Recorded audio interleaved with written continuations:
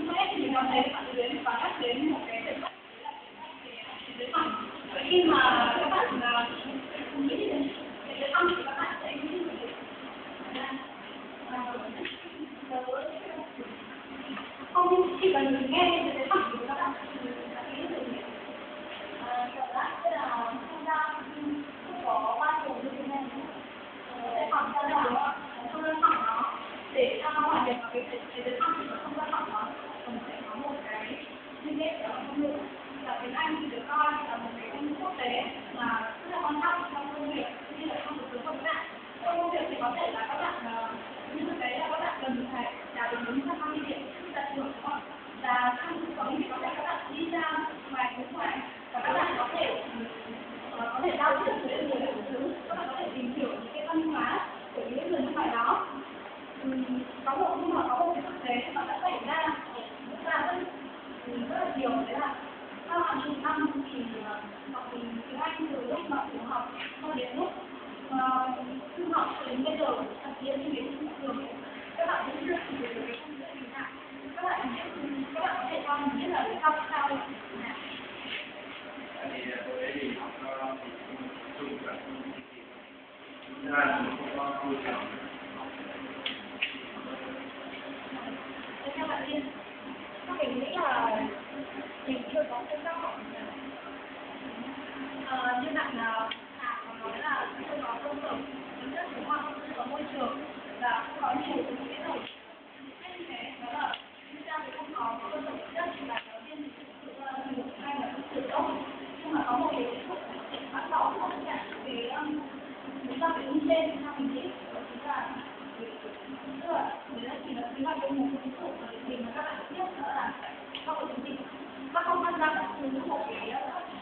đào tạo ngôn ngữ nào cả, người nó tự có thể sử dụng một ngôn ngữ và lý do thì mình nghĩ nó rất là trên nó rất là khác với những học và mình nói một chút về cái học tiếng Anh của mình và mình nghĩ là nó rất là hiệu quả và nó rất là hiệu quả nhé. Chính là các bạn hay tự coi mình là chó, là sâu, là chuột, là mèo, là heo, là cây ạ. Tại sao mình lại tự tâm lý chọn các bạn là chó? Để nhớ tên con một cái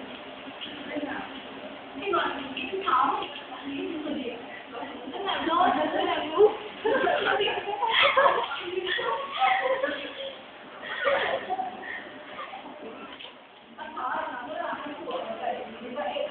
Khi mà học tiếng Anh thì các bạn cần phải có là tiếng một cái ưu tiên của mình là mình học tiếng Anh rất là nhiều lớp học, nhưng mà khi những người mình tham gia được với lớp học của cô thì chúng tôi có tất cả lớp đều là người Việt hết cả. Cô có không biết nói tiếng Anh, nhưng mà mình rất là ngại không thể không nhưng mà mình rất là ngại nói tiếng Anh và rất là một số bạn trong lớp thì là mình nói tiếng Anh rất tốt và mình không muốn là sai mà mình cũng khi mà mình không hiểu thì mình cũng có thể là không giải thích bằng tiếng Anh thì mình có thể giải thích tiếng Việt ở lớp biểu hiện, nhưng mà đến khi mình tham gia một cái lớp mà cô của con mình xin không hiểu tiếng Việt, một mình trả lời cô học cô thì là phải dùng tiếng Anh và mình thấy là thực sự là trong một ngày thôi mình thấy là cái câu hỏi của mình rất là tăng lên rất là nhiều và mình có một lời khuyên của các bạn đó là khi học giao tiếp thì các bạn nên học người nước ngoài. Thực ra tự nhiên là các bạn sẽ có một cái áp lực phải nói tiếng Anh ra, còn sao mình lại nhắc nhở con theo họ theo thì lớn là gì nước lông béo đúng không ạ? Lông béo thì một điều rau ăn nhiều ăn giảm và khi mà mình tham gia cái lớp cô mình như này cô đầu tiên các bạn lớp là cho em có 5 cách cô có người chỉ trả lời là 4 chuyện, có người chỉ trả lời là 10 chuyện, có người chỉ trả lời là rất là nhiều, nhưng mà sau đó cô khuyên là có cảm cuốn sách là tốt, bởi vì muốn sử dụng đọc sách là cách duy nhất mà linh hoạt nhanh nhất và mình cũng có cái áp dụng cái lời khuyên của cô, đấy là mình đọc tất cả cái tài liệu bằng tiếng Anh, mình đọc sách công ngữ hoặc là mình xem trang web bằng tiếng Anh hoặc là mình thậm chí là nghe người nhạc bài hát và mình xem cái lời bài hát đó và những từ nào mình chưa biết mình có thể tra và có thể mình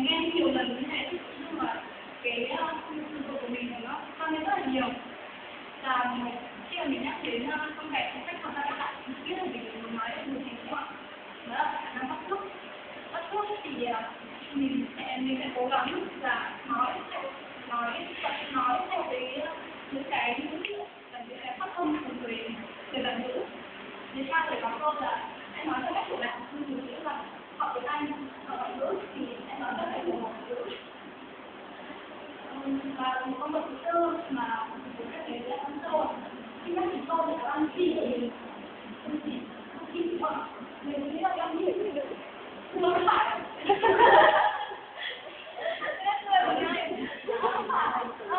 Ăn sâu là câu đặc biệt, đấy là nghe lại. Và cái nghe lại đấy, và cái thứ lại tăng suốt ôn tập lại. Sự ôn tập lại ở đây tức là các bạn học, các bạn không thể nhớ lâu được, nhưng khi các bạn ôn lại thì các bạn có thể nhớ được nó rất là sâu. Những ngày các bạn chỉ ôn lại một chút thôi thì sau nhiều ngày các bạn vẫn không thể nhớ được cái kiến thức đó. Thì khi mà mình học IELTS thì có một cái hoặc là các kỹ năng nghe, nói, đọc, viết đúng không? Thì mình học, mình ôn lại một cách đó chính là những cái bài đọc của bài viết, bài đọc của IELTS thì nó rất là nhiều câu của nó là mang tính là học thuật. Vì khi mà mình học cái đấy thì mình cũng có chọn lọc hơn một cái số từ quan trọng và mình cần học và mình ứng dụng những cái từ mình học trong bài đọc đó vào cái bài viết của mình. Tự dưng cái bài viết nó cũng mang tính học thuật và nó có rất là nhiều. Là một cái câu cuối cùng đấy là học thuật. Học thuật thì chắc chắn là rất là học thuật thì rất là quen thuộc với tất cả các bạn học đúng không? Nhưng mà mình nghĩ rằng là các bạn có thể học tập một cái học thuật đấy là nó là nó không phải ít nhưng mà cũng phải rất là nhiều. Như vậy thì các bạn có thể học tiếng Anh mỗi ngày các bạn chỉ cần học 10 phút thôi. Các bạn có thể sau khoảng một tuần, một tháng, một năm có thể số lượng của các bạn rất là nhiều. Và trong những cái tháng như là một năm nếu mỗi ngày các bạn học 10 tiếng Anh thì sau một năm thì các bạn sẽ có khoảng tầm hơn 1.000 từ. Và chỉ cần thời gian nghĩ là cần hơn 1.000 từ các bạn có thể giao tiếp được. Và cuối cùng thì mình cũng muốn nói một điều đó là thông minh chăm chỉ là công tác học thôi. Các bạn hãy học những cái điều mà xung quanh nhất và những cái điều nhỏ nhất xung quanh. Ví dụ như là học cái gặm nhấm của chuột, học cái âm đạn của heo, hoặc là học cách chủ của chó, học cách bắt chước của vẹt, hay là học cái nghe lại cái câu mà mình tin là tất cả các bạn đều có thể làm tốt ngay.